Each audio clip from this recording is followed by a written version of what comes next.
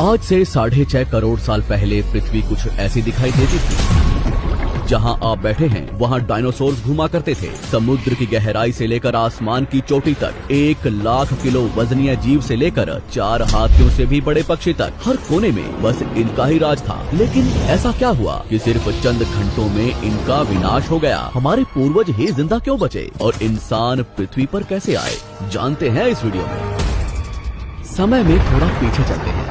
ये है हमारी पृथ्वी। उस वक्त ऑक्सीजन ज्यादा होने की वजह से 30-35 महले की बिल्डिंग जितने ऊंचे पेड़ हर जगह दिखाई देते थे और इनमें रहते थे डायनासोर। ये है 8 मंजिला ऊंचा अर्जेंटोसोरस। एक दिन में ये कई जंगल चर जाते थे। उस वक्त पृथ्वी कुछ ऐसी दिखाई देती थी। ये है चूने के रेगिस्तान, जहाँ लाखों सालों से बरसात नहीं हुई। यहाँ भी इनका बोलबाला है। ये है हमारा भारत, जो एशिया की तरफ बढ़ रहा था। उस वक्त भारतीय जमीन लावा से भरी रहती थी और यहाँ पाए जाते थे राजासोरस। यहाँ का कुछ अलग ही मंजर है। 7 बस जितने लंबे जीव से लेकर इंसान जितने बड़े केकड़े तक।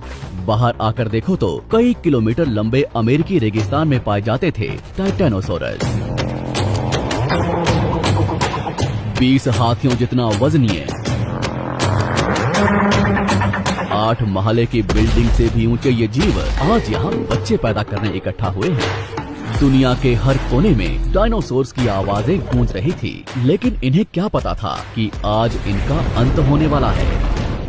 दरअसल हमारे सौरमंडल में जुपिटर और मंगल ग्रह के बीच बहुत से उल्कापिंड हैं, जो सूरज का चक्कर लगा रहे हैं। अंत के 10 करोड़ साल पहले इनमें से ही 2 उल्कापिंडों के बीच टकराव हुआ और उसका एक टुकड़ा तेज गति से पृथ्वी की तरफ बढ़ने लगा। पृथ्वी के पास आते ही उसके कुछ टुकड़े चांद पर गिरे, मगर गति तेज होने की वजह से चांद का गुरुत्वाकर्षण उसे खींच नहीं पाया। पृथ्वी के करीब आते ही उसकी गति बढ़ने लगी। वातावरण के खिंचाव ने उसे जलाना शुरू कर दिया और वो 80,000 किलोमीटर प्रति घंटे की रफ्तार से पृथ्वी से टकराया।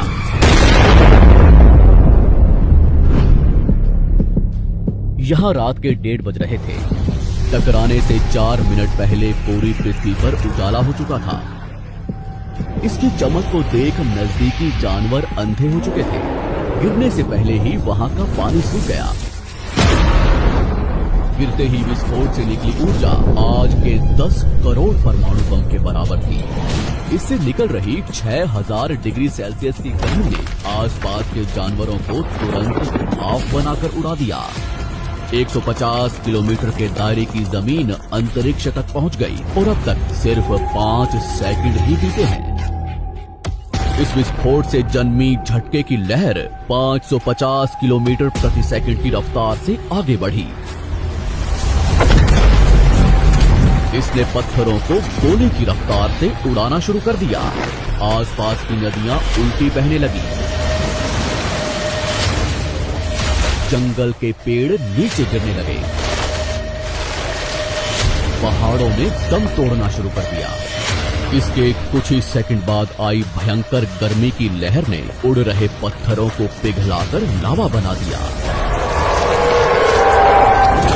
संपर्क में आने वाला हर एक पानी तुरंत भाप बन रहा था। समुद्र के अंदर उबाल शुरू होने लगा। पलक झपकते ही जंगल सूख रहे थे। जानवरों का शरीर उबल रहा था और अभी तक तो सिर्फ शुरुआत ही हुई है। टकराव से हजारों टन मलबा अंतरिक्ष में पहुंचा था, जो गुरुत्वाकर्षण की वजह से पृथ्वी के चारों तरफ फैलकर पृथ्वी पर गिरने लगा। उसमें भी आग लग रही थी और जहां ये गिर रहे थे वहां कई किलोमीटर तक विनाश हो रहा था। टकराव ने पृथ्वी को अंदर से भी हिला दिया था, जिससे कुछ ही सेकंड में पृथ्वी पर भूकंप आना शुरू हो गया। भूकंप की तीव्रता ज्यादा थी, इसलिए समुद्र का पानी जमीन में बैठे रेत से मिलने लगा, जिससे जीवों को घुटन होने लगी और वहां भी पतन शुरू हो गया। अभी सिर्फ 5 मिनट ही बीते हैं और बाहर जानवरों में भगदड़ मच चुकी है। घटनास्थल पर पैदा हुई गर्म धूल और मिट्टी तेजी से आगे बढ़ रही थी। बादलों में धूल जाने की वजह से इनमें बिजली गिरनी शुरू हो चुकी थी। इस तूफान के बीच आने वाले हजारों टन वजनीय जानवर और पेड़ हवा में उड़ रहे थे। कुछ ही देर में ये तूफान अफ्रीका तक पहुंचा, जिससे वहां के चूने के रेगिस्तान वातावरण में मिलने लगे और बादल जहरीले होने शुरू हो गए। इसके पीछे टकराव ने समुद्र के पानी को बादलों से भी ऊंचा उठा दिया था, जिससे गर्म पानी की भयानक बाढ़ आ रही थी। 5 घंटे के अंदर पूरी पृथ्वी धूल से ढक गई। पृथ्वी का औसत तापमान कई 100 डिग्री सेल्सियस तक पहुंच चुका था। पूरी दुनिया के जंगलों में आग लगी हुई थी और भूकंप ने मरे हुए ज्वालामुखियों को उजागर कर दिया था। हर सेकंड पृथ्वी गर्म हो रही थी, ऑक्सीजन कम हो रहा था, पृथ्वी पर जमी बर्फ पिघल रही थी और नदियों में बाढ़ आना शुरू हो चुका था।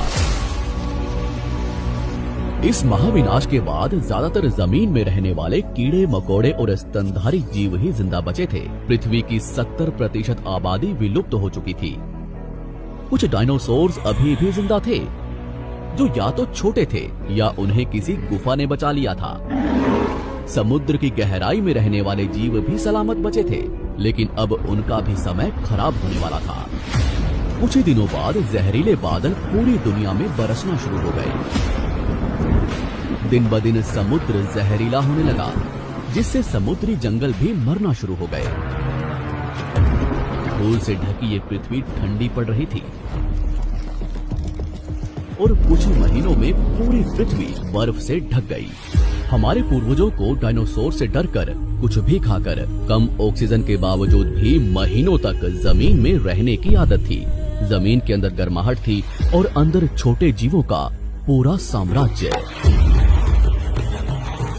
इस घटना के कुछ साल बाद तक भी डायनासोर्स अब तक जिंदा थे, लेकिन इनके होने के बावजूद भी ऐसा क्या हुआ कि ये जमीन में रहने वाले स्तनधारी जीव आसानी से जमीन पर रहने लगे? वो डायनासोर्स कहाँ गए? पृथ्वी पर इंसानों का जन्म कैसे हुआ? सिर्फ इंसान ही विकसित क्यों हो पाए? जानते हैं हमारी अगली वीडियो में।